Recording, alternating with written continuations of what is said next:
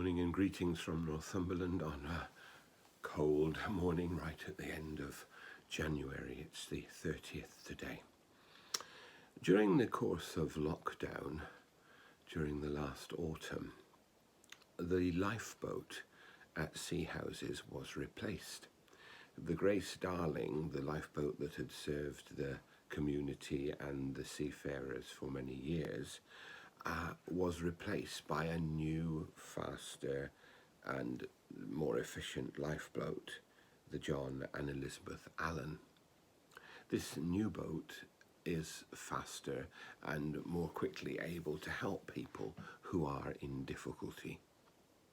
The tradition of lifeboats is a very strong one in coastal communities, and you meet many people who do ordinary jobs and then suddenly, when the pager goes, are out in the lifeboats to help people. And many people watch the programme Saving Lives at Sea, which brings to the fore the work that these people are doing.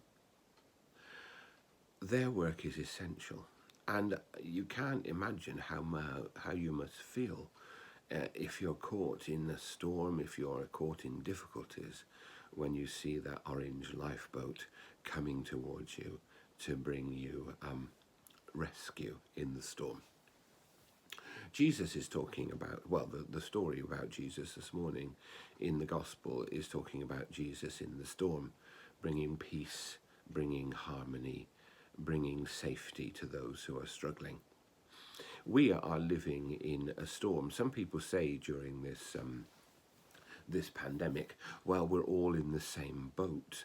I'm not sure that's strictly true, but we are all in the same storm. And the truth is that in that storm, different people are better or worse equipped to deal with the storm. Those with a fixed or a secure income are better equipped than those whose livelihood is dependent upon tourism or other things. So some people will weather the storm more easily than those who are more vulnerable and whose incomes are more fragile. And it's the same with health, isn't it? People, even in our country where so many people have died, we're maybe in a better position health-wise than people in sub-Saharan Africa or people in South America. As our doctors are always telling us, day by day and week by week, more people survive coronavirus because of the amazing work of doctors and researchers.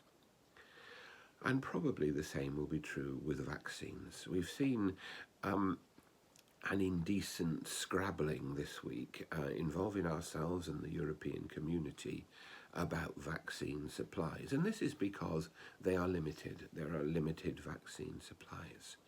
And none of us know the rights and wrongs of this whole business because we rely on what we read in the press, and every newspaper has its own point of view that it lays out the facts to support. What is certainly true is that the distribution of vaccine and the availability of vaccine shouldn't be based solely upon wealth or power. We shouldn't be able to, as individuals, buy our way to the front of the queue. I'm very glad that I have to wait for someone to send me a letter or an email or whatever at some point in the next months to say I'm ready to have my vaccine. It shouldn't be my place to decide the level of priorities. If at some point or another it's decided it's my turn, then I can go and take up that turn with my head held high. And similarly, I'm very, very pleased.